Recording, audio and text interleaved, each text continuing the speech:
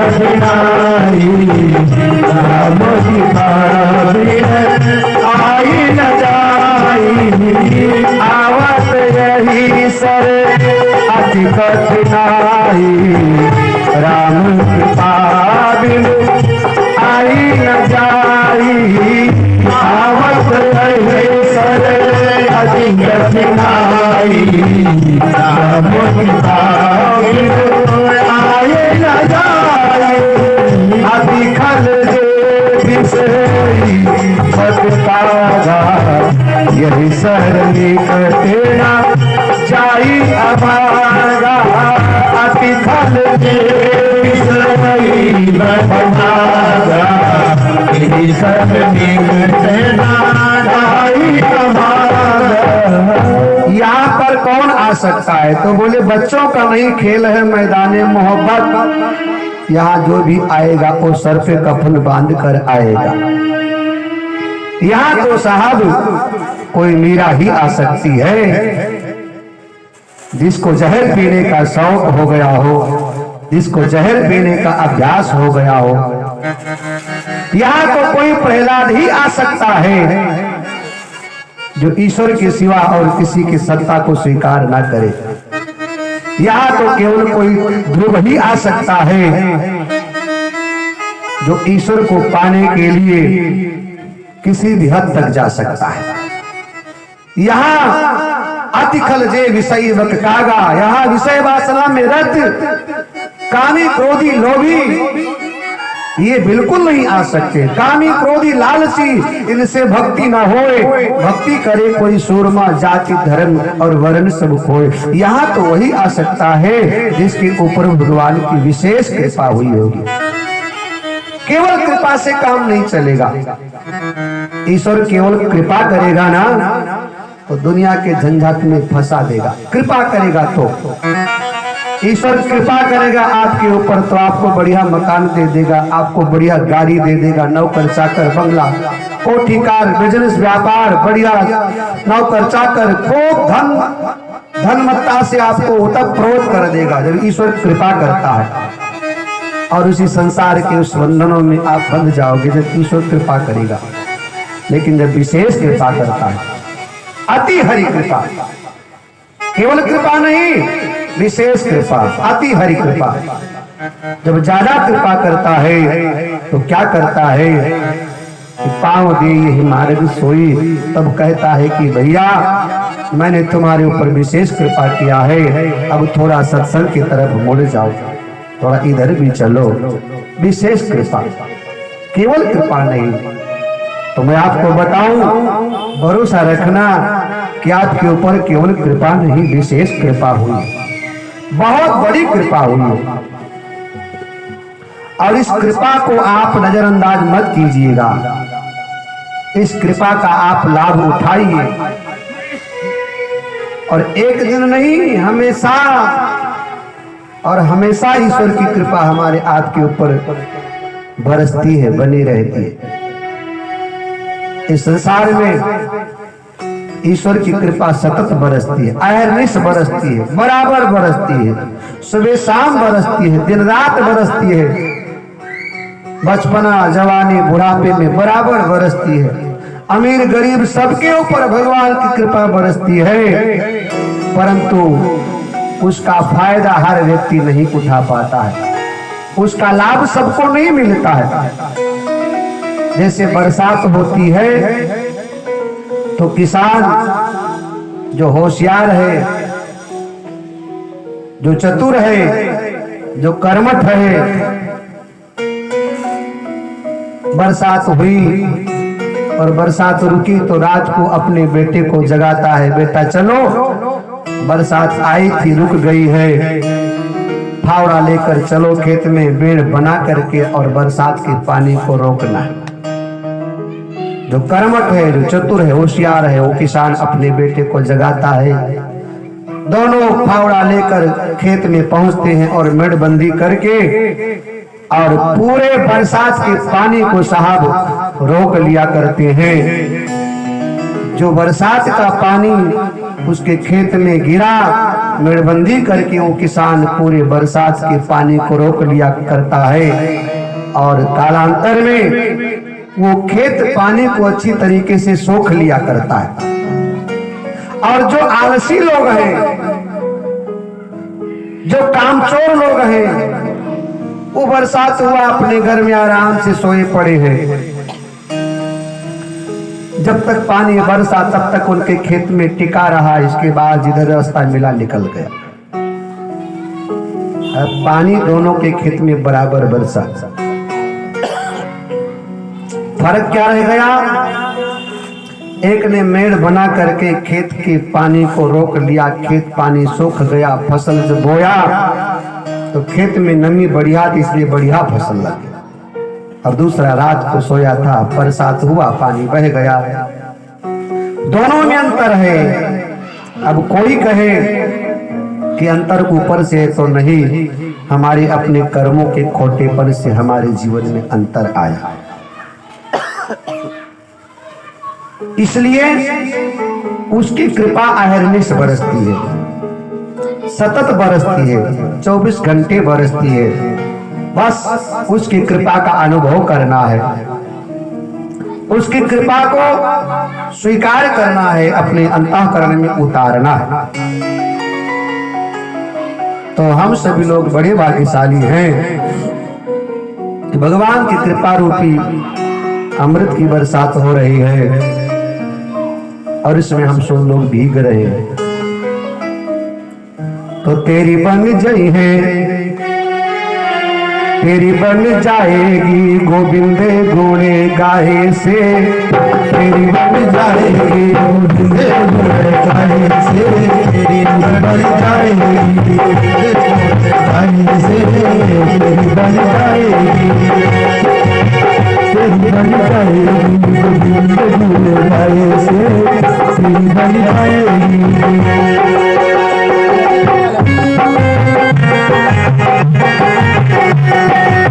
तेरी बन गई है, हाय हाय, तेरी बन गई है गोविंद गुणे गाए से, तेरी बन गई है गोविंद गुणे गाए से, तेरी बन गई है गोविंद गुणे गाए से, गुण गाए से, गोविंद गुणे गाए से, गोविंद गुण गाए से, तेरी बन गई है गोविंद गुणे गाए से, तेरी बन गई है गोविंद गुणे गाए से, तेरी बन गई है।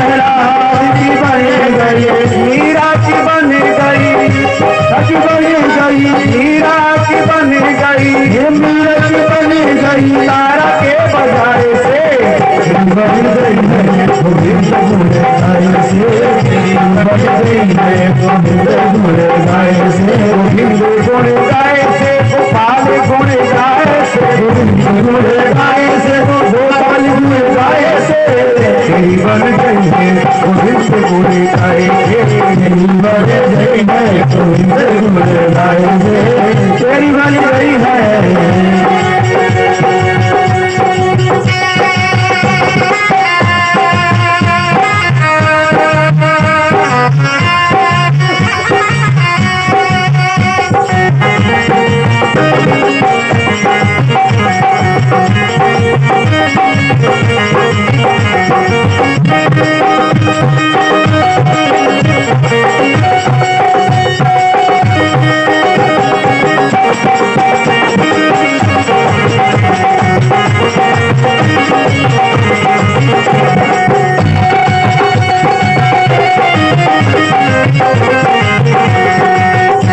तुलसी की बन गई, नरसी की बन गई, तुलसी की बन गई, नरसी की बन गई, तुलसी की बन गई, नरसी की बन गई, तुलसी की बन गई, नरसी की बन गई, कबीरा की बन गई, कबीरा की बन गई, कबीरा की बन गई, कबीरा की बन गई, राम कोई धारे से तेरी बन गई है, बुढ़े बुढ़े गाय से तेरी बन गई है, गोविंद गुड़े गाय से तेरी बन गई है, गोविंद गुड़े गाय से गोपाल गुण गाय से, गोविंद गुड़े गाय से गोपाल गुण गाय से, गोविंद गुण गाय से गोपाल गुण गाय से, गोविंद गुण गाय से गोपाल गुण गाय से, तेरी बन गई है गोविंद गुण गाय से, तेरी बन गई है गोविंद गुण गाय से, तेरी बन गई है गोविंद गुण गाय से,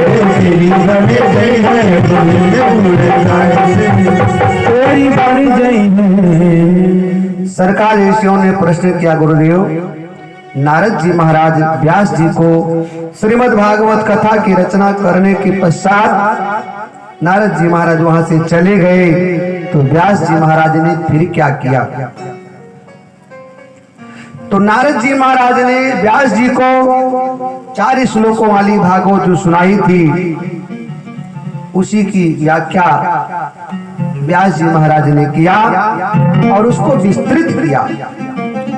18,000 श्लोकों वाली एक सुंदर श्रीमद् भागवत महापुराण की श्री व्यास जी महाराज ने सरस्वती नदी के तट पर बैठ करके, और बद्रिका आश्रम जिसको कहते हैं, बेर का वन था,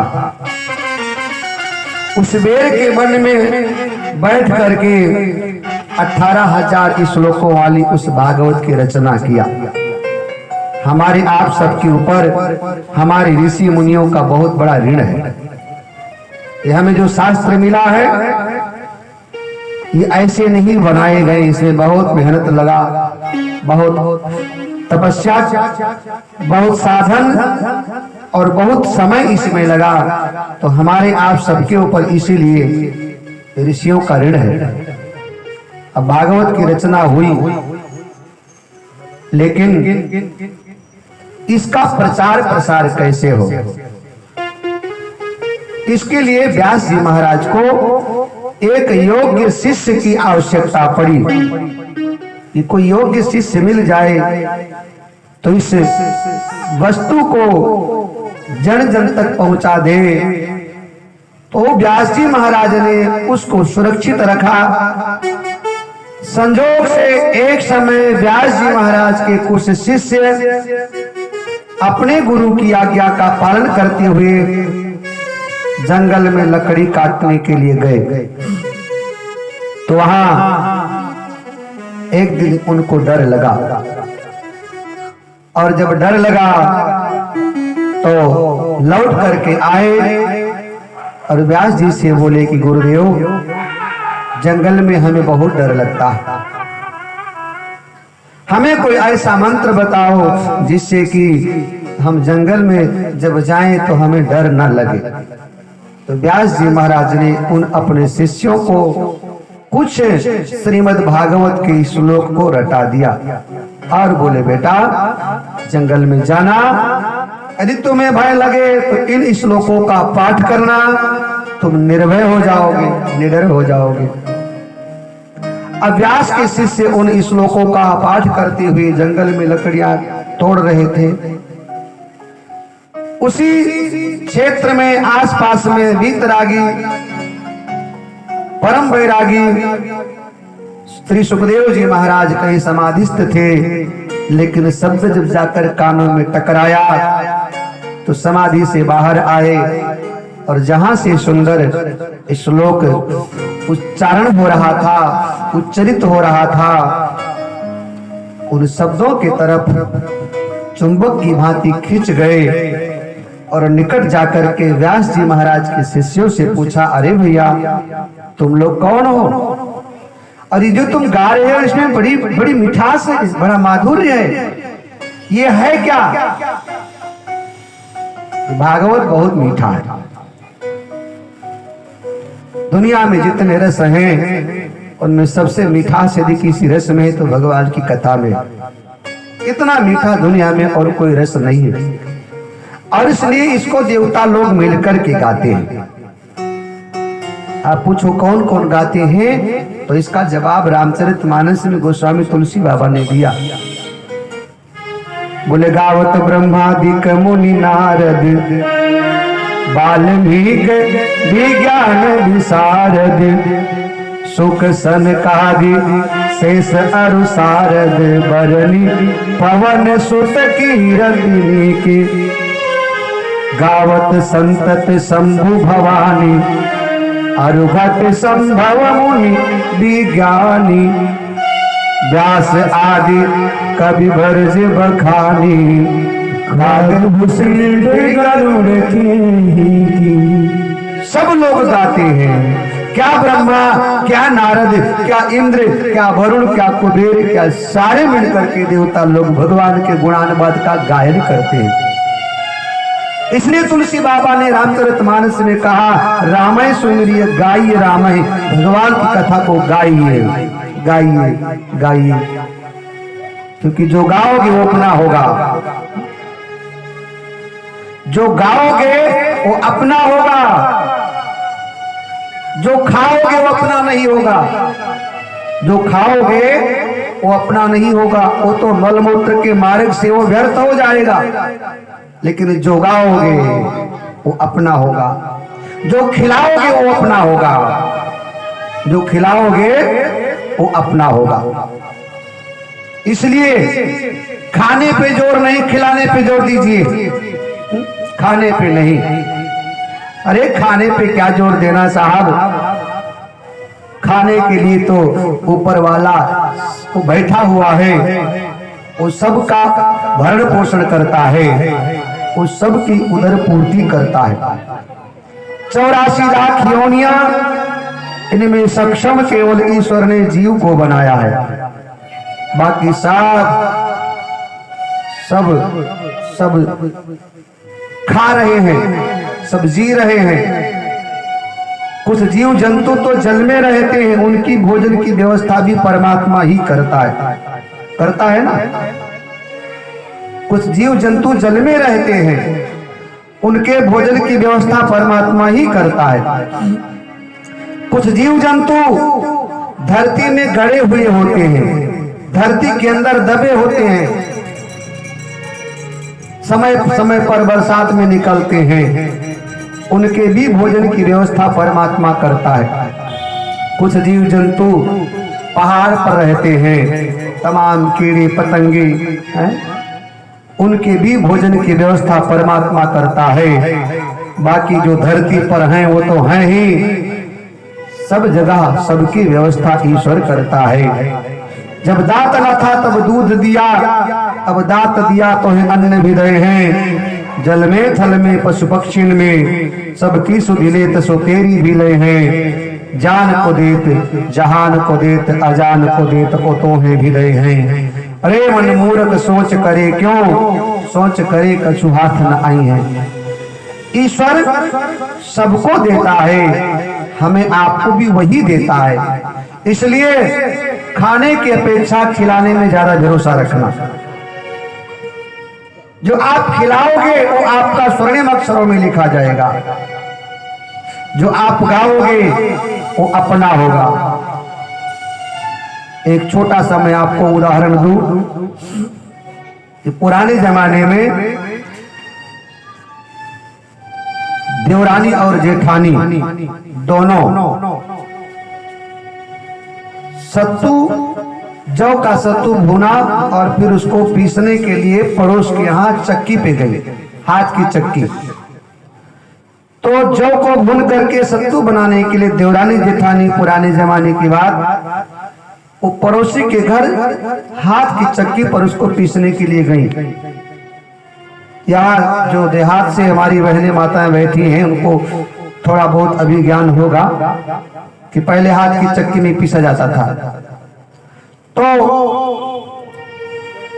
अच्छा, जब भुना होता है तो वो चबाने में स्वादिष्ट होता है, अच्छा लगता है। तो चक्की दोनों देवरानी जेठानी चला रही हैं और देवरानी एक मुट्ठा जब चक्की में अनाज डालती है तो उसी में से थोड़ा सा उठा करके अपने मुंह में डाल लिया करती है। एक मुट्ठा चक्की में और एक फाका अपने मुंह में। वो चबाती भी है और जौ को पीस भी रही होती है। जेठानी ने डांटा, अरे छोटी तेरी बड़ी गंदी आदत है। तो उसने कहा कि बहन क्या बताऊं, ये आदत बचपने से मायके से पड़ी है कि कुछ ना कुछ मुंह में डालते रहना, ये छूटेगी नहीं। अब दोनों ने सत्तू को पीसा और आप सबको मालूम होगा कि मिट्टी का पात्र हुआ करता था जिसमें वस्तु रखा जाता था, आटा इत्यादि। तो मटकी थी, मटकी में बड़ी सी मटकी थी, उसमें रखा और दोनों जब सर पे रख करके घर के बाहर निकली अपने घर जाने के लिए, तो बरसात हुआ था और कीचड़ था। तो दोनों ने एक दूसरे को बढ़िया से पकड़ रखा था कि कहीं गिर न जाए, और जिसका डर था वही हुआ। पैर फिसला, दोनों गिरी, और जब दोनों गिरी तो सर पे जो मटकिया था वो भी गिरा। अब उसमें सत्तू भरा था, मटकिया फूट गया और सारा सत्तू बरसात में कीचड़ में मिल गया। जेठानी बड़ी उदास हुई, रोने लगी, लेकिन देवरानी के चेहरे पे कोई फर्क नहीं पड़ा। तो जेठानी ने कहा, अरे छोटी, नुकसान इतना हुआ है, घर जाएंगे सासू बहू डांटेगी, लेकिन तेरे चेहरे पर कोई उदासी नहीं है, तो निश्चिंत है, इसका कारण क्या है? देवरानी ने कहा कि बहन तुम्हारा सब कुछ लुट गया इसलिए तुम उदास हो, मेरा सब नहीं लुटा। बोली मतलब? उसने कहा जो मैंने खा लिया था ना वो हमारा अपना है, तुम्हारा सब कुछ चला गया लेकिन मैंने जो खा लिया वो मेरे पेट में है, मुझे संतुष्टि है। कहने का भाव यह है कि जो गालोगे वो अपना है, गालोगे जो धन आप यहाँ सत्संग में संग्रहित कर लोगे वो अपना है, बाकी अपना कुछ नहीं है। संसार में जो वस्तु दिख रही है इनकी 3 गतियां बताई गई हैं, टूट जाएगा, फूट जाएगा, टूटने फूटने से जो बचेगा वो आखिर में सब छूट जाएगा। इसलिए भगवान की कथा बड़े भाव से श्रवण कीजिए और बड़े भाव से इसको गाना चाहिए, क्योंकि इसमें बड़ी माधुर्यता है, इसमें बड़ा मिठास है। इस जैसा मीठा कोई और दूसरा वस्तु संसार में नहीं है। इसी कथा को तो हनुमान जी महाराज ने लंका में जाकर गाया था, तब सुनते ही सीता कर दुख भागा। तो व्यास जी महाराज के शिष्यों ने जब श्लोकों का गायन किया तो सुखदेव जी महाराज ने पूछा, ये तुम्हें कहां से मिला? बोले हमारे गुरुदेव ने दिया है। कौन है तुम्हारे गुरुदेव? नाम बताया, सत्यवती नंदन व्यास। सुखदेव जी महाराज बड़े प्रसन्न हुए, वो तो मेरे पिताजी हैं, क्या मुझे वहां तक ले चलोगे? शिष्यों ने कहा एक बार गुरु का आदेश मिल जाए तो। अगले दिन गुरु का आदेश मिल गया, सुखदेव जी महाराज पहुंचे और व्यास जी ने देखा मेरा बेटा जो जन्म से बैरागी बन गया था आज लौट करके आया है। कहते हैं बेटे के आने का समाचार जब बाप को मिला तो व्यास जी महाराज ने अपनी लंबी लंबी दाढ़ी को बिखेर दिया अपने बेटे के स्वागत के लिए। बुलाया, बिठाया और व्यास जी महाराज ने श्री सुखदेव जी महाराज को 18,000 श्लोकों वाली भागवत मेरे भाई बहन ने कंठस्थ करा दिया। अब ये भागवत राजा परीक्षित को कैसे मिली? तो इसी क्रम को जोड़ते हुए सूत जी महाराज कहते हैं, हे ऋषियों, जिस समय महाभारत का युद्ध समाप्त हो गया, उस समय कौरव पक्ष के लोग लगभग में सारे मारे जा चुके थे। एक आध को छोड़कर सब मारे गए। बचे थे शेष दो व्यक्ति, एक अश्वत्थामा और एक दुर्योधन। तो दुर्योधन के जंघे पर भीम ने गदा का प्रहार किया था, तो जंघा टूटा था, घायल था, युद्ध के मैदान में पड़ा पड़ा कराह रहा था, अंतिम सांसें गिन रहा था।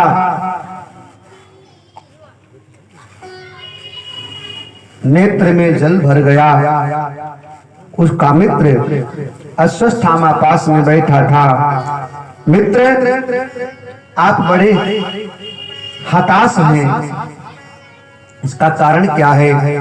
दुर्योधन ने कहा, बस एक ही कारण, वो पूरा नहीं हुआ। मैं पांडवों को जीतना चाहता था, परंतु पांडव जीते नहीं गए। अश्वत्थामा ने कहा, मित्र चिंता मत करो, अभी युद्ध समाप्त नहीं हुआ है, अभी हम जीवित हैं, और जब तक हम जीवित हैं तब तक पांडव अपने आप को विजयी न समझें। मित्र कहो, मैं तुम्हारे लिए क्या कर सकता हूं? मैंने तुम्हारा नमक खाया। दुर्योधन ने कहा, एक ही इच्छा है, छल से बल से कैसे भी पांडवों का वध हो जाए। अश्वत्थामा ने कहा, मित्र पांडवों का आज रात अंतिम रात होगा। हाथ में तलवार लेकर पांडवों का वध करने के लिए अश्वत्थामा निकल पड़ा। भगवान कृष्ण को आभास हुआ आज घटना घट जाएगी। कृष्ण ने द्रौपदी से कहा कि महारानी, युद्ध समाप्त हुआ, हम लोग विजयी हुए, महलों में चलो।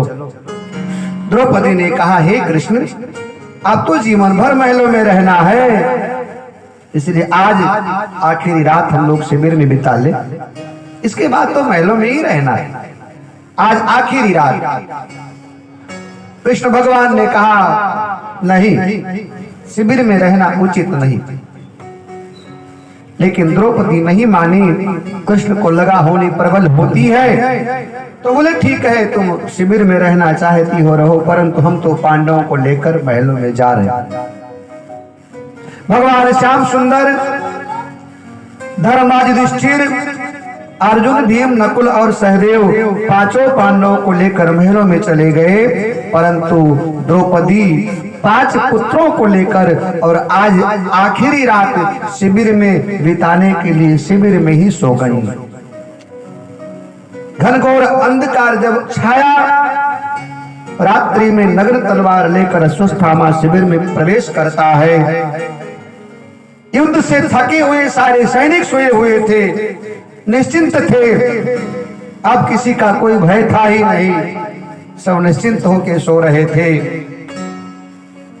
अश्वत्थामा पांडव समझ करके द्रौपदी के 5 पुत्रों का वध कर दिया करता है।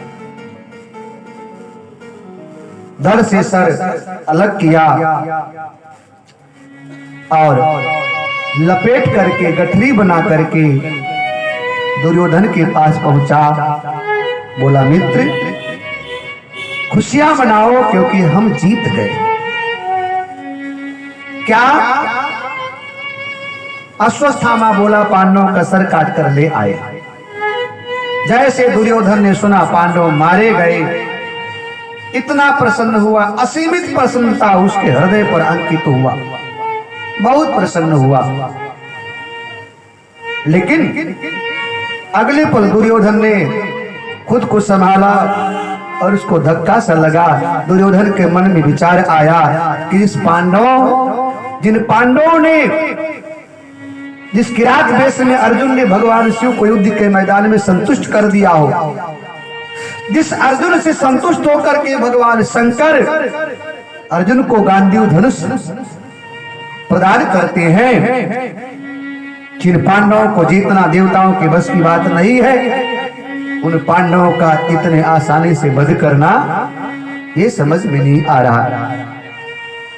दुर्योधन का दिमाग फिरा और उसने कहा, मित्र मुझे शंका है, ये पांडव है। यदि पांडव हैं तो इनमें देखो भीम का सर कौन है जिसने मेरे जंगे पर गदा का प्रहार किया, सबसे भारी सर समझ करके दिया, ये भीम का सर है। और दुर्योधन ने एक मुष्टि का प्रहार किया तो कच्चे मिट्टी के ढेले की भांति फूट गए।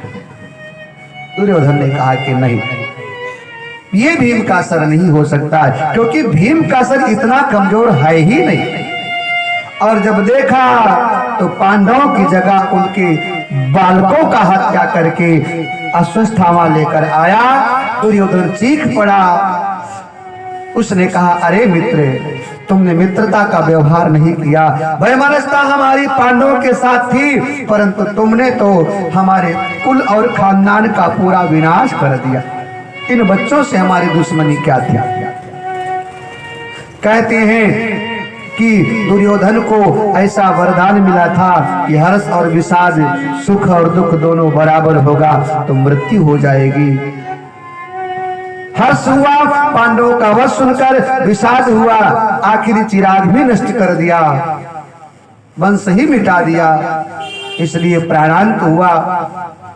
प्रातः काल हुआ, शिविर में खून से लथपथ शिविर को देखा, द्रौपदी चीख पड़ी, कृष्ण को पुकारी। पांडवों के साथ कृष्ण आए। भगवान श्याम सुंदर ने कहा, ऐसा जघन्य अपराध करने के लिए एक ही व्यक्ति जीवित है, वो है अश्वत्थामा। रथ पर बैठे चल पड़े ढूंढने के लिए। अर्जुन ने प्रतिज्ञा कर लिया, शाम को सूर्यास्त से पहले आज उसको मृत्यु दंड नहीं दूंगा तो मैं गांडीव धारण करना बंद कर दूंगा, क्षत्रिय कहलाना बंद कर दूंगा, आदि आदि। भागा जा रहा था, कृष्ण ने पीछा किया, पकड़ा गया, द्रौपदी के सामने पेश किया। द्रौपदी ने देखा श्रीहीन हो चुका था, उसकी जो कृति थी वो मुरझाई थी, उसका चेहरा मुरझाया था। उसके अपने कर्मों के कारण उसका जीवन व्यर्थ हो गया था। द्रौपदी ने देखा, कुछ देर तक निहारती रही। फिर कृष्ण भगवान ने कहा, महारानी आपका अपराधी है, इसके लिए क्या दंड है? द्रौपदी ने कहा, कृष्ण सुनो, हमसे पूछते हो तो हम तो यही कहेंगे, इसको क्षमा कर दो। अर्जुन के पैरों के तले जमीन खिसक गई जब द्रौपदी ने कहा इसको क्षमा कर दो। पांडव हतप्रभ रह गए, कोई सवाल नहीं कर पाए। और कृष्ण भगवान ने पूछ लिया कि महारानी क्या कह रही हो आप? जिसने आपके नवजात शिशुओं का वध किया, बच्चों का इसने वध किया है, ये तो बहुत बड़ा जघन्य अपराधी है, ये बहुत बड़ा पापी, इसको क्षमा करने की बात तुमने कैसे कर दिया? तुम्हें मालूम है क्या कह रही हो? इसको तो मृत्यु दंड मिलना चाहिए।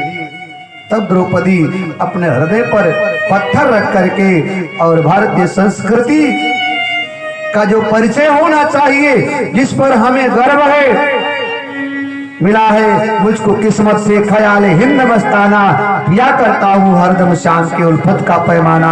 मजा तो बेखुदी में है कि मैं दुनिया में हूँ, लेकिन न जाना मैंने दुनिया को, न दुनिया ने मुझे जाना। यही एक रिश्ता चाहता हूँ प्यारे मोहन से, उन्हें मैं दिलरुबा समझूं, वो समझे मुझको दीवाना। भारतीय संस्कृति की एक महिला कैसी होनी चाहिए, वो परिचय यहाँ द्रौपदी ने दिया। और ऐसे महिलाओं के माध्यम से परमात्मा भी इस धराधाम पर आने के लिए लालायित होते हैं। और ये सौभाग्य केवल भारत को ही प्राप्त हुआ है कि यहाँ परमात्मा ऐसी माताओं को ढूंढ करके और इस संसार में अवतार देते हैं। ये संस्कृति विदेशों में नहीं है, ये महानता, ये विशेषता विदेशों में नहीं पाई जाएगी। अन्य जगह बदले की भावना है, लेकिन हमारे यहाँ बदले की भावना नहीं। हमारे यहाँ तो साहब समर्पण है, दूसरे जगह अपहरण है, हमारे यहाँ समर्पण है। और लोग लूटते हैं, लेकिन हमारे यहाँ लूटते नहीं, लुटाने वाले हम तो ऐसा। सनातन धर्म के लोग लुटाते हैं, हम छीनने वाले झपटने वाले नहीं हैं, हम तो दिल खोल करके साहब हम लुटाने वाले हैं। हम प्रतिशोध की भावना लेकर जीवित रहने वाले व्यक्ति नहीं हैं, हम तो क्षमा करने में साहब भरोसा रखते हैं। एक बार भृगु ने त्रिदेवों की परीक्षा लिया, ब्रह्मा विष्णु महेश शंकर भगवान के पास गए और कुछ ऐसा व्यवहार हुआ कि शंकर भगवान को क्रोध आया। ब्रह्मा जी के पास गए, वहां भी कुछ ऐसा व्यवहार हुआ कि ब्रह्मा जी को क्रोध आया। फिर विष्णु भगवान के पास गए, भृगु भगवान शेष की सैया पर शयन कर रहे थे। महर्षि भृगु गए, खींच करके एक लात का प्रहार छाती पर किया और बोले ब्राह्मण आया है और तुम सोए हो, उठकर सत्कार नहीं किया। एक लात जब छाती पर मारा तो भगवान विष्णु उठकर बैठ गए और ब्राह्मण भृगु के चरणों को दबाने लगे और बोले ब्राह्मण देवता, हमारी छाती बड़ी कठोर है, छाती की अपेक्षा आपका चरण बहुत मुलायम है, इसलिए आपके चरणों को चोट तो नहीं लगी। भगवान विष्णु भृगु के चरणों को दबाने लगे। भगवान विष्णु के इस व्यवहार को देखकर भृगु जी महाराज ने विष्णु की महानता का परिचय दुनिया को दिया। भृगु ने कहा मैं तो केवल परीक्षा लेने के लिए ऐसा दुस्साहस महाराज किया था। भगवान विष्णु ने कहा कि नहीं, आपने परीक्षा लिया लेकिन आपके चरण चिन्ह हमारे हृदय में हमेशा विराजमान रहेंगे। और वहां विष्णु भगवान ने भृगु को क्षमा कर दिया। और संतों ने लिखा कि क्षमा बड़न को चाहिए, छोटन को उत्पात कहा घट्यो, हरि विष्णु की जो भृगु ने मारी लात। भृगु ने विष्णु को लात मारी तो विष्णु का कुछ घटा नहीं, बल्कि विष्णु तो और महान हो गए कि अरे भगवान ने क्षमा कर दिया। विष्णु तो और साहब महान हो गए। तो द्रौपदी ने कहा क्षमा कर दो। भगवान श्याम सुंदर ने कहा देवी आखिर क्यों? क्षमा करने के पीछे कोई कारण होगा। द्रौपदी ने उदाहरण पेश किया, एक तो गुरु का पुत्र है और गुरु का बेटा गुरु के जैसा होता है। पहले ये आता था तो पांव धो करके हम जल पान करते थे, माथे पे टीका लगाकर आरती उतारते थे, और अब यदि आज इसका गर्दन काट लेंगे तो हमारे इनमें कोई अंतर नहीं रहेगा। दूसरी बात द्रौपदी ने कहा हे कृष्ण, मैं एक मां हूं, मेरे बेटे मारे गए, किसी भी कीमत पर वो लौट करके नहीं आ सकते हैं। जो चले गए वो आ नहीं सकते हैं। मैं एक मां हूं, मुझे मालूम है कि संतान के खोने का दर्द क्या है। मैं एक मां हूं, मैं अनुभव कर सकती हूं कि जब किसी का बेटा उसे छीन लिया जाता है, जब किसी माँ के बच्चे की अकाल मृत्यु किसी कारण से हो जाती है, तब उस माँ को कितना दुख होता है वो केवल वही माँ बता सकती है जिसके साथ ऐसी घटना घटी है। कृष्ण, जितना दुख मुझे हो रहा है इतना ही दुख इसके माँ को भी होगा यदि उसको मृत्यु दंड दोगे तो। मैं नहीं चाहती हूँ कि मेरे कारण से एक माँ और दुखी हो। मैं नहीं चाहती कि मेरे कारण से इसकी अपराध इसने किया है। मैं नहीं चाहती हूं कि इसके कारण से इसकी मां को दुख हो। भगवान श्याम सुंदर महारानी द्रौपदी के विराट हृदय को प्रणाम कर बैठे। अर्जुन ने कहा लेकिन देवी मेरी तो प्रतिज्ञा है, उसका क्या होगा?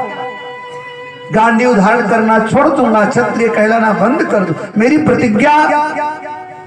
द्रौपदी ने इशारा कर दिया वो कृष्ण जाने, इसका समाधान उनके पास है, इसका उत्तर उनके पास है। अर्जुन ने कहा कृष्ण मेरी प्रतिज्ञा। भगवान श्याम सुंदर ने कहा प्रिय सखा सुनो, ये ब्राह्मण है, ब्राह्मण का अपमान कर देना उसके मृत्यु के बराबर है, इसलिए इसका अपमान कर दो, इसका सर मुड़ा दो। और इसको छोड़ दो हमेशा के लिए, क्योंकि ब्राह्मण का अपमान कर देना भी मृत्यु के बराबर है। सर मुड़ा दिया, उसके पास जो मणि थी उसको निकाल लिया और छोड़ दिया। और तब से लेकर आज तक युग बीत गया, युग बदल गया, द्वापर बीत गया, कलयुग आया, परंतु आज भी अश्वत्थामा अपने द्वारा किए गए उन कर्मों का परिणाम आज भी भोग रहा है।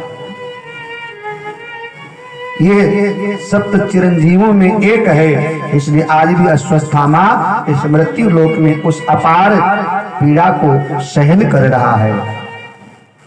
अश्वत्थामा को क्षमा तो कर दिया, छोड़ तो दिया, परंतु अश्वत्थामा ने हार नहीं मानी। उसकी दृष्टि पड़ी अभिमन्यु की पत्नी उत्तरा के गर्भ के ऊपर, और उत्तरा के गर्भ में जो एक बालक पल रहा था, तो ब्रह्मास्त्र लेकर के गर्भ में उस बालक का वध करने के लिए प्रविष्ट करता है। उत्तरा को लगा कोई अदृश्य शक्ति हमारे गर्भ को खंडित करना चाहती है।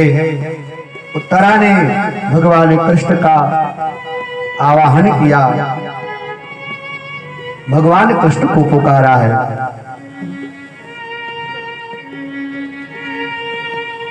कि शरण में आए है हम तुम्हारी, दया करो हे दयालु भगवान। शरण में आए हम तुम्हारी, दया करो हे दयालु भगवान। शरण में आए हम तुम्हारी, दया करो हे दयालु भगवान। शरण में आए हम तुम्हारे, दया करो हे दयालु भगवान। दया करो हे दयालु भगवान, दया करो हे दयालु भगवान। दया करो हे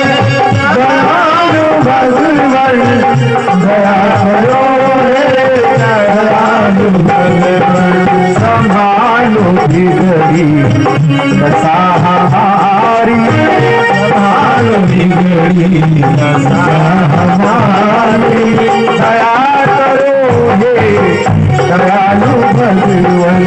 संभालो बिगड़ी दशा हमारी। दया करो हे दयालु भगवान।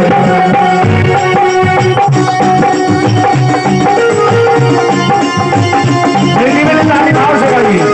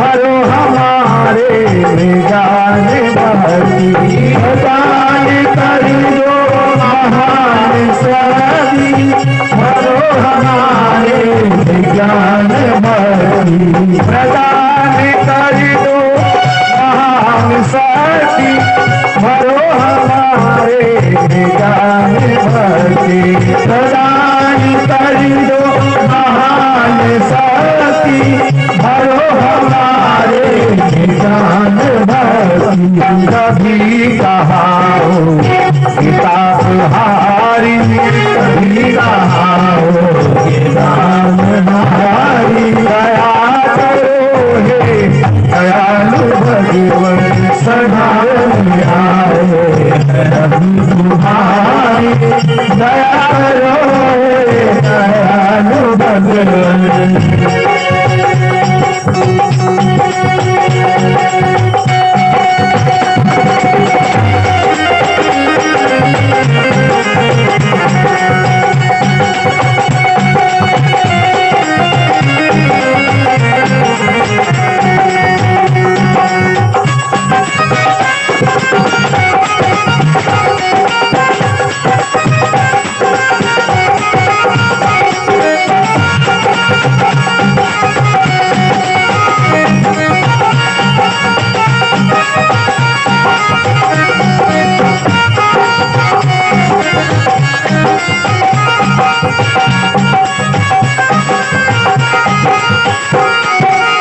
जो तुम पिता हो तो हम हैं बालक जो तुम हो स्वामी तो हम हैं सेवक जो तुम पिता हो तो हम हैं बालक जो तुम हो स्वामी तो हम हैं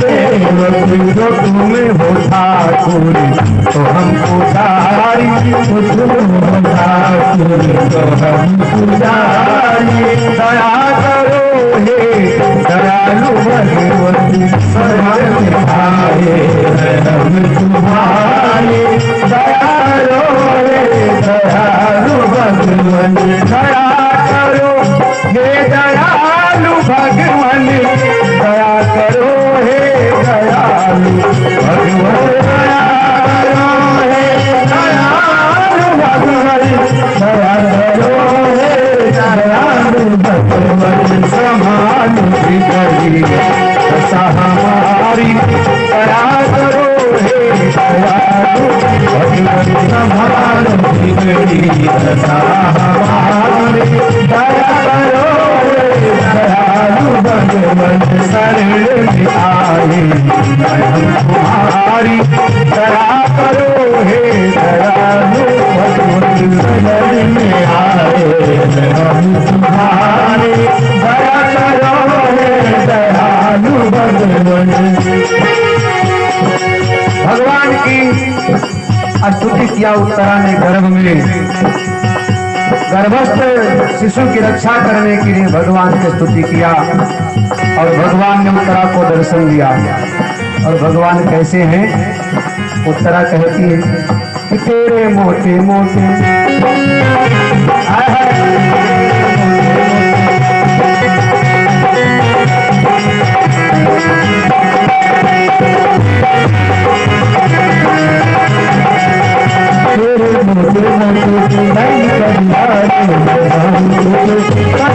मोटे मोटे बलिहारी मैं जाऊं तो बलिहारी बलिहारी मैं जाऊं तो बलिहारी मैं जाऊं तो बलिहारी मैं जाऊं तो बलिहारी मोटे मोटे मोटे मोटे मोटे बलिहारी मैं जाऊं तो बलिहारी मोटे मोटे बलिहारी मैं जाऊं तो बलिहारी। भगवान से प्यार होगा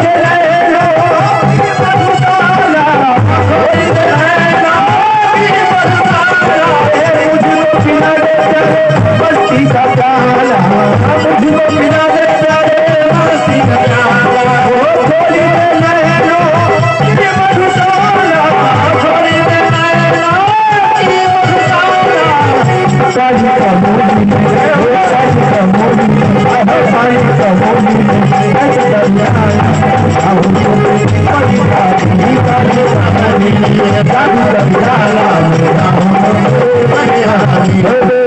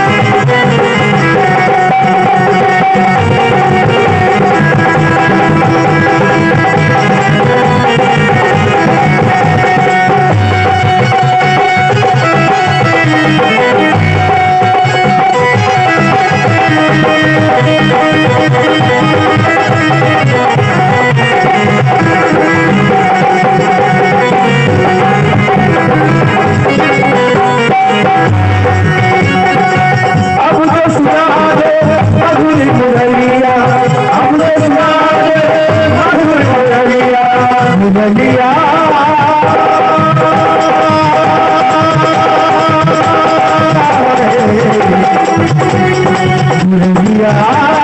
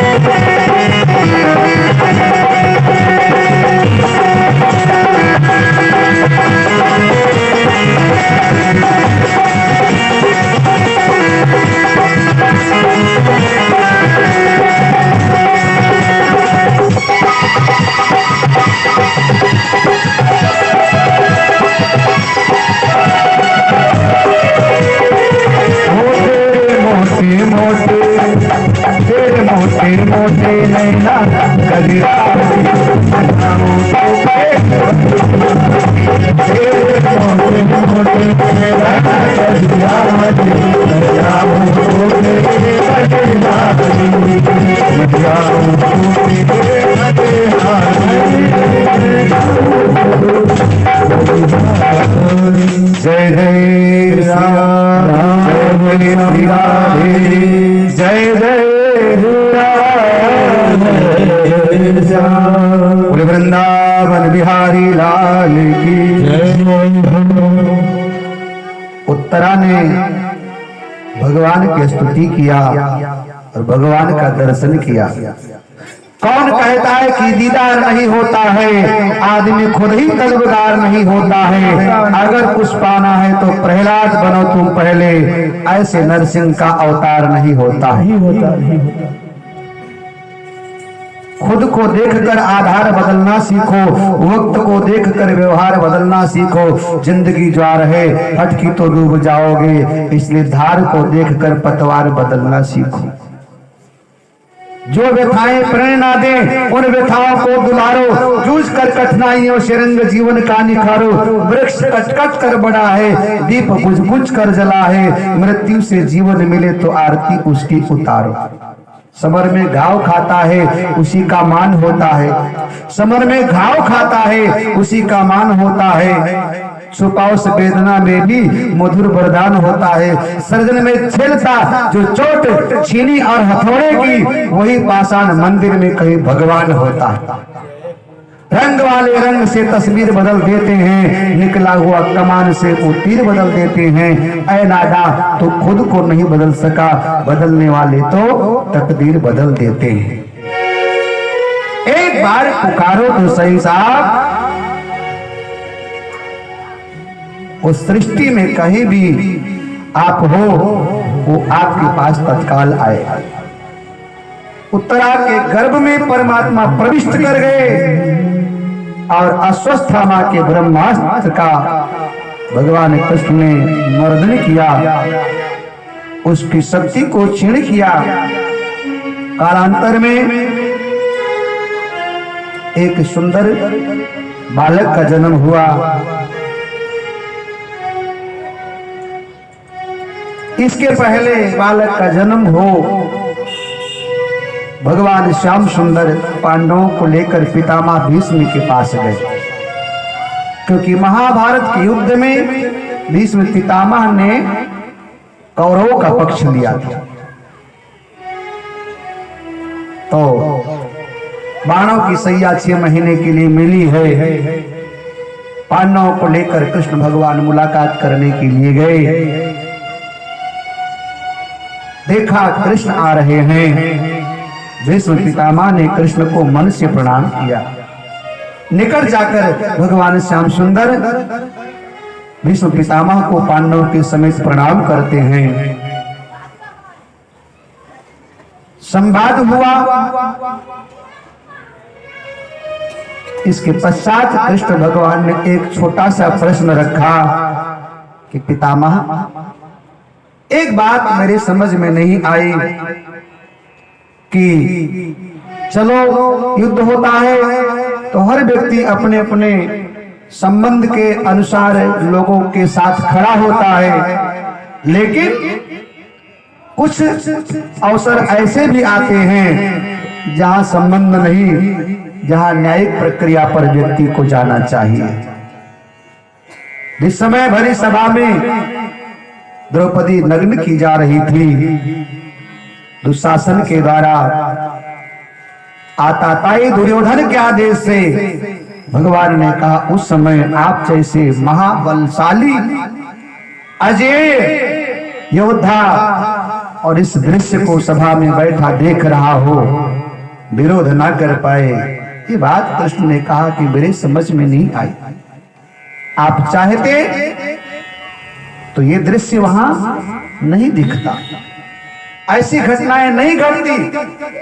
तब आपने दुर्योधन को समझाया क्यों नहीं? आपने विरोध क्यों नहीं किया?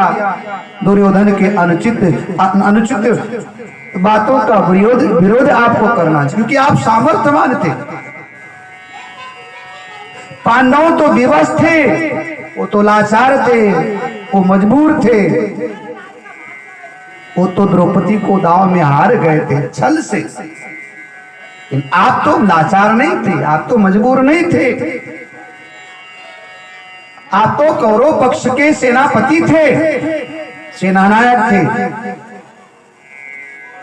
ऐसा कठिन प्रश्न कृष्ण ने जब पितामह भीष्म से किया, तो यहाँ कृष्ण के सवाल का जवाब नहीं, केवल इतना कह पाए कि हे कृष्ण, आप तो सब अंतर्यामी हो, जानते हो, आप ही सब कराने वाले हो, आप ही मारते हो, आप ही जिलाते हो, आप ही यश देते हो, आप ही अपयश देते हैं।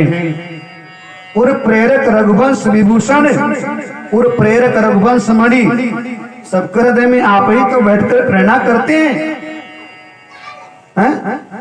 कि तुम वहां जाओ, तुमको इतना दान देना है, तुम वहां जाओ, ये कथा सुनना है।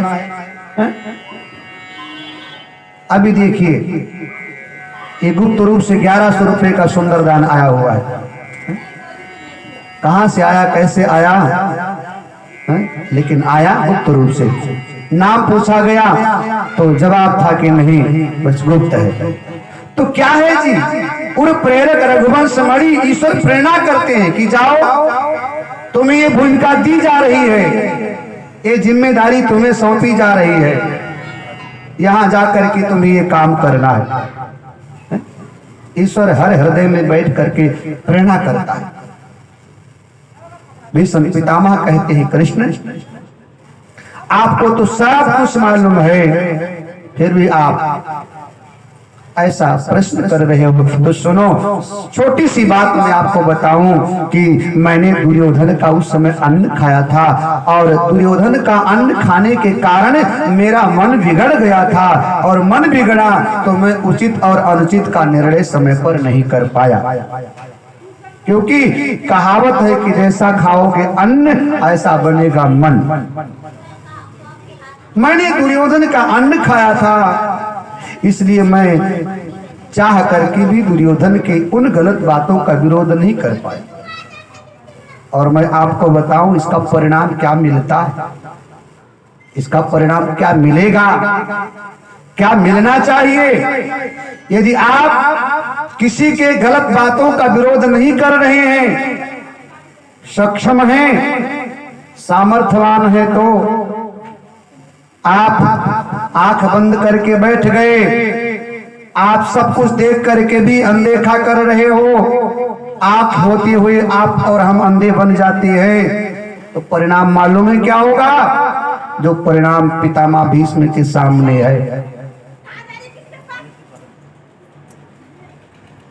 कहीं बहन बेटे के साथ कोई अनीति हो रहा है, उसको नजरअंदाज मत करो, उसका विरोध करो। किसी चौराहे पर हमारी बहन बेटी जा रही है और किसी की दृष्टि उसके ऊपर गलत है, तो उसका विरोध करो। उसी समय आप विरोध करोगे तो बात वहीं तक वही खत्म हो जाएगी, आगे नहीं बढ़ेगी। नहीं तो हमारे यहाँ दो ग्रंथों की चर्चा है, एक रामायण एक महाभारत, दो भगवान की चर्चा है, एक कृष्ण एक राम, और दोनों की यदि बराबरी थोड़ी देर के लिए एक विषय पर करें, एक तरफ रामायण का छोटा पात्र है पक्षीराज जटायु, बहुत छोटा पात्र है। जटायु के विषय में कहा गया है गिद्ध अधम खग आमिष भोगी, वो अधम है, वो भोगी है। गिद्ध वो रहता तो आसमान की ऊंचाई पर है, परंतु उसकी दृष्टि मांस के लोथड़ों पर होती है। गिद्ध की है तो ऊर्ध्वगामी, लेकिन दृष्टि अधोगामी है, उड़ता ऊपर है परंतु दृष्टि नीचे है। रामायण का सबसे निम्न पात्र, सबसे घटिया पात्र पक्षीराज जटायु, और महाभारत का सबसे उच्च पात्र, बढ़िया पात्र, मजबूत पात्र पितामह भीष्म। दोनों की तुलना करें तो एक तरफ भगवान कृष्ण ने प्रतिज्ञा किया था कि मैं केवल पांडवों के साथ में रथ की बागडोर को संभालूंगा, युद्ध नहीं करूंगा, हथियार नहीं उठाऊंगा। ये कृष्ण की प्रतिज्ञा थी। कृष्ण की प्रतिज्ञा थी कि मैं केवल रथ पर बैठूंगा और रथ को चलाऊंगा, हाँकूंगा, हथियार नहीं उठाऊंगा। ये कृष्ण की प्रतिज्ञा थी। लेकिन एक दिन युद्ध के मैदान में उतरने से पहले भीष्म ने प्रतिज्ञा कर लिया। भीष्म प्रतिज्ञा, उन्होंने कहा आज जो मैं हरि सेना शस्त्र गाई हूँ तो लाजो गंगा जननी को शांतनु सुत न कही हूँ। आज यदि कृष्ण को हथियार उठाने के लिए मैंने मजबूर नहीं किया तो पितामह भीष्म कहते हैं मैं शांतनु का पुत्र नहीं कहलाऊंगा, मैं अपनी माँ गंगा का बेटा नहीं कहलाऊंगा। ऐसा कठिन व्रत भीष्म प्रतिज्ञा भीष्म पितामह ने लिया। युद्ध हो रहा है, निर्णायक युद्ध है। आज युद्ध में स्वयं भीष्म पितामह उतरे हैं, उधर रथ पर कृष्ण बैठे हैं। युद्ध के मैदान में जितने योद्धा आए सब पराजित हो गए, कोई टिका नहीं, सारे पांडव धराशायी होते गए। ऐसा लगा कि महाभारत आज ही समाप्त हो जाएगा, कौरव विजयी होगा, पांडव हार जाएंगे। तब कृष्ण भगवान से रहा नहीं गया और भगवान ने विचार किया कि प्रतिज्ञा दोनों तरफ है, उधर भी प्रतिज्ञा है, इधर भी प्रतिज्ञा है। भगवान ने विचार किया, प्रबल प्रेम के पाले पड़कर प्रभु को नियम बदलते देखा, अपना मान टले टल जाए पर भक्त का मान न टलते देखा। भगवान ने कहा प्रतिज्ञा दोनों तरफ है, उधर भी प्रतिज्ञा है, इधर भी प्रतिज्ञा है। मेरी प्रतिज्ञा टूट जाए कोई फर्क नहीं पड़ेगा, लेकिन कहीं भक्त की प्रतिज्ञा न टूट जाए। इसलिए भगवान कृष्ण महाभारत के युद्ध में उस प्रतिज्ञा को तोड़ते हैं। और तोड़वाया किसने? पितामह भीष्म ने। देखा सारे पांडवों का विनाश हो जाएगा और कुछ नहीं मिला, तो जिस रथ पर बैठे थे उसी रथ के पहिए को निकाल करके और जब दौड़ते हैं तो पितामह भीष्म कहते हैं बस बस बस कृष्ण, बस इतना ही, बाकी आपके सामने तो काल भी नहीं टिक सकता है। कहने का भाव यह है कि सबसे मजबूत पात्र, जिसका कोई मुकाबला करने वाला महाभारत युद्ध में नहीं था, जिसको पराजित किसी ने किया ही नहीं, कोई कर ही नहीं पाया, जिसके सामने कृष्ण भी अपनी प्रतिज्ञा को तोड़ गए, तोड़ने के लिए मजबूर हुए, तोड़ना पड़ा। सबसे बढ़िया मजबूत पात्र, इधर सबसे घटिया निकृष्ट पात्र पक्षीराज जटायु, विश्व विजेता रावण से भिड़ गए। स्थिति दोनों तरफ समान है। इधर देश के सीता का हरण हो रहा है, उधर देश के शांति के साथ दुर्व्यवहार हो रहा। द्रौपदी, इधर भी भारतीय संस्कृति के साथ कुठाराघात हो रहा है रावण के द्वारा, उधर भी भारतीय संस्कृति के ऊपर आक्रमण हो रहा है दुर्योधन और दुशासन के द्वारा। इधर भी देश की शांति का हरण हो रहा है, उधर भी देश की शांति का भंग हो रहा है। इधर भी भारतीय संस्कृति पर हमला हो रहा है, उधर भी भारतीय संस्कृति पर हमला हो रहा है। तब इधर सामर्थ्य ना होते हुए भी जटायु विश्व विजेता रावण के सामने चोचन मारे बिदार सिते ही दंड एक भय मूर्छा जी ही, चोंच से मार मार करके रावण को भी एक क्षण के लिए मूर्छित कर दिया जटायु ने। भले ही बाद में चंद्रहास नाम के तलवार से जटायु के पंख को काट के गिरा दिया रावण ने, लेकिन लड़े तो साहब। लेकिन दूसरे तरफ पितामह भीष्म मुख बन करके देख रहे, दर्शक दीर्घा में बैठे हैं। द्रौपदी के नेत्र में जल बह रहा है, चीख रही हैं, चिल्ला रही हैं, पुकार रही हैं। कोई तो इस आताताई को समझाए, कोई तो मेरी रक्षा करे। लेकिन भीष्म पितामह के नेत्र पर मानो पर्दा पड़ गया हो और बिल्कुल मूक होकर दर्शक दीर्घा में बैठे। और परिणाम दोनों को क्या मिलेगा? क्या मिला? एक को राम की गोदी मिली, जटायु को। भगवान श्री राम जटायु को गोदी में उठाते हैं और जटायु की धूल जटाओं से झाड़ी। भगवान ने जटायु को गोदी में उठाया, देखा खून से लथपथ है,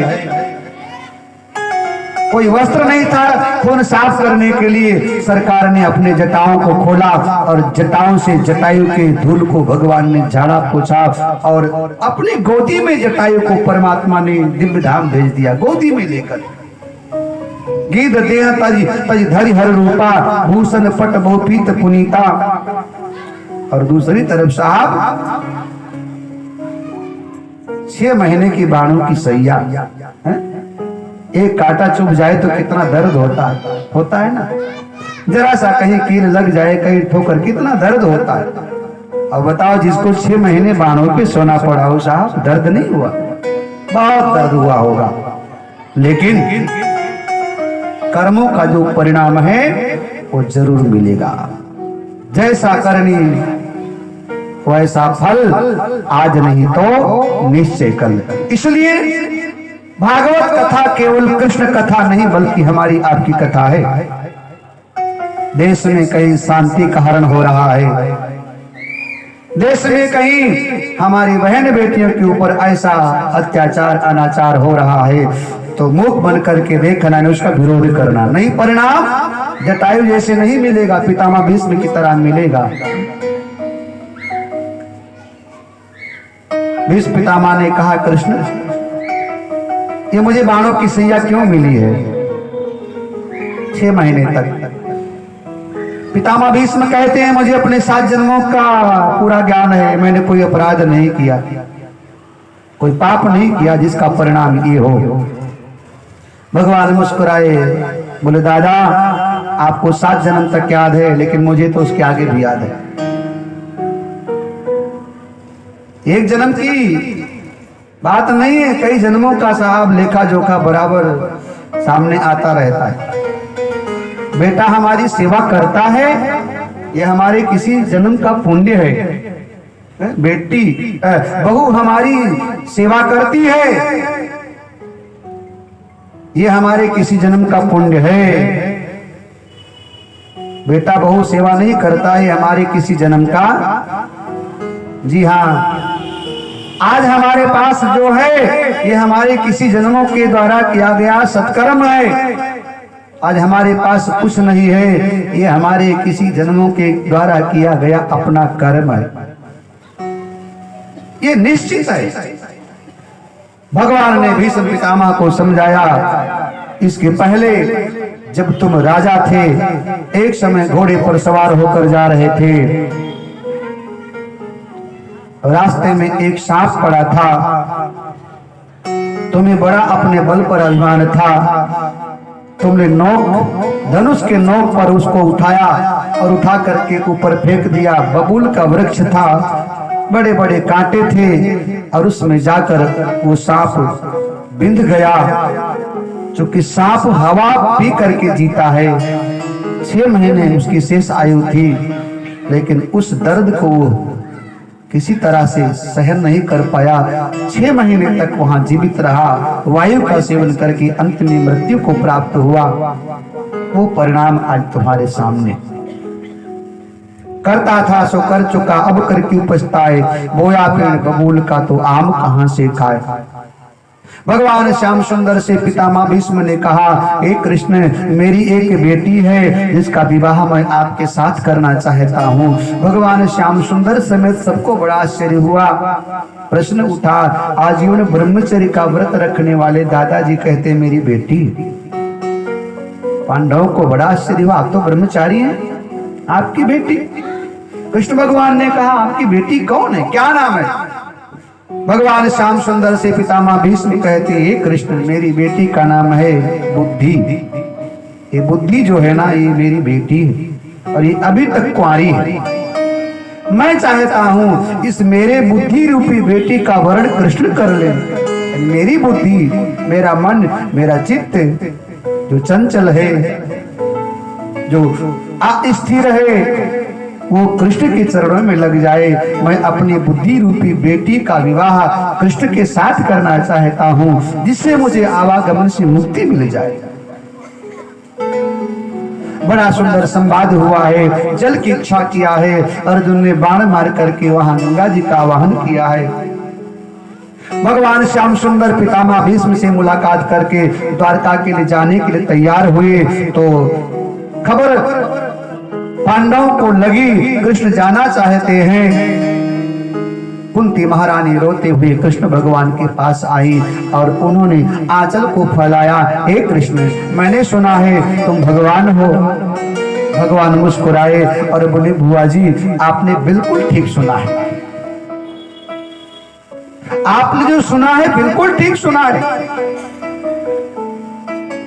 महारानी कुंती कहती, कृष्ण, यदि आप भगवान हैं तो मैं आपसे वरदान चाहती हूँ। भगवान ने कहा, बुआ जी, मांगो, दुनिया में मेरे लिए कोई वस्तु अधेय नहीं है, जो आप मांगोगी मैं दूंगा। ऐसा कौन सा वस्तु है कि मैं ना दे पाऊं। मोरे नहीं अधेय कछु तो ही, बताओ। आंचल फैलाया महारानी कुंती ने और कृष्ण से कहा कि हे कृष्ण, मुझे संसार की कोई और वस्तु नहीं बल्कि मुझे दुख दे दीजिए। बहुत बड़ी मांग थी, छोटी मांग नहीं। कृष्ण के पैरों के तले जमीन खिसक गई, आश्चर्य में पड़ गए कृष्ण। और कृष्ण ने प्रश्न किया, बुआ जी, ऐसा कौन सा दुख है जो तुम्हें नहीं मिला। युवा अवस्था में वैद्य पिता को तुम प्राप्त हुई, विधवा तुम हुई, फिर लाक्षागृह में बंदी बना करके तुम्हें जलाया गया, वनवास मिला, अज्ञातवास मिला, छल से जुए में हरा करके तुम्हारे सारे वैभव को छीन लिया गया। महाभारत युद्ध में ना जाने कितने अपनों को खोया। तुमसे बड़ा इस संसार में दुख किसके ऊपर आया। कौन सा ऐसा दुख है जो तुम्हें नहीं मिला है। इससे बड़ा दुख और क्या होगा। किस दुख की तुम याचना करती हो, कौन सा दुख चाहिए। तब महारानी कुंती नेत्र गीली करके कहती है, कृष्ण, बस मुझे दुख चाहिए। कौन सा दुख चाहिए ये मैं निर्णय नहीं कर सकती हूँ, परंतु दुख चाहिए। आखिर क्यों? तब महारानी कुंती ने बहुत बड़ी बात कह दिया। कुंती ने कहा, कृष्ण, मैंने अपने जीवन को बड़ी निकट से पढ़ा है, जीवन रूपी किताब को मैंने बड़े ढंग से पढ़ा है और निर्णय ये लिया कि जब जब मेरे जीवन में दुख आया तो कृष्ण नजदीक थे, निकट थे। दुख में सुमिरन सब करें और सुख में करे न कोई, जो सुख में सुमिरन करे तो दुख काहे को होए। हे कृष्ण, मैंने देखा है जीवन में दुख आया है तो तुम निकट थे, आज थोड़ा सा सुख क्या मिला तुम जाने की बात कह रहे हो। ऐसा सुख मुझे नहीं चाहिए जिससे कृष्ण दूर चला जाए, जिसमें कृष्ण का वियोग हो, ऐसा सुख मुझे नहीं चाहिए। इससे अच्छा सुख के माथे सिल पड़े जो नाम हृदय से जाए, बलिहारी उस दुख को जो बारंबार रटाए। यहाँ भगवान श्याम सुंदर आश्वासन देकर द्वारिका के लिए प्रस्थान करते हैं। द्वारिका में भगवान कृष्ण का राजोचित स्वागत हुआ है। आइए हम सभी लोग कथा में प्रवेश करें। इसके पहले एक छोटा सा भजन आपको शुक्ला जी सुनाएंगे, भाव के साथ सब लोग सुनिएगा।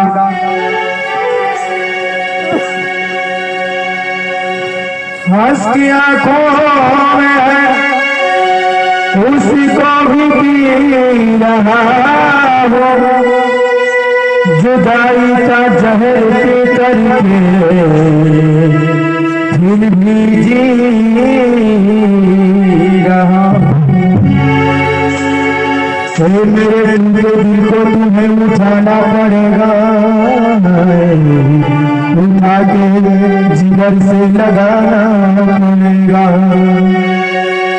मान लिया कि मैं हो रही तेरे काबिल,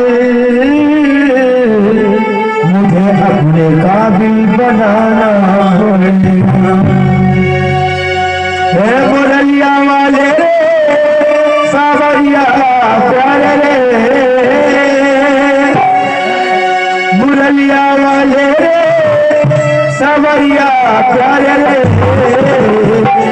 मेरा दिल तुझे कुर्बान मुरलिया वाले रे।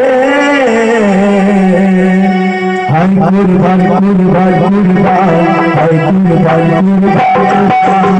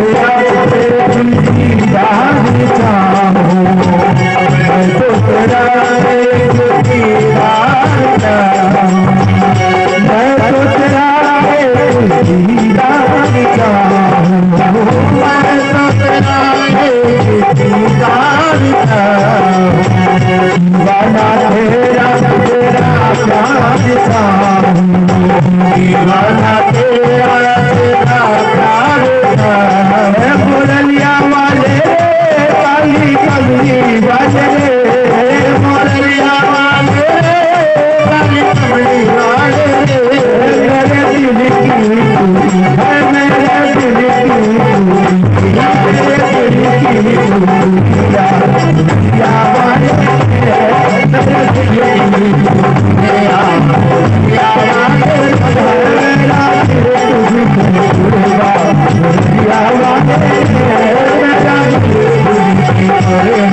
Ghiền Mì Gõ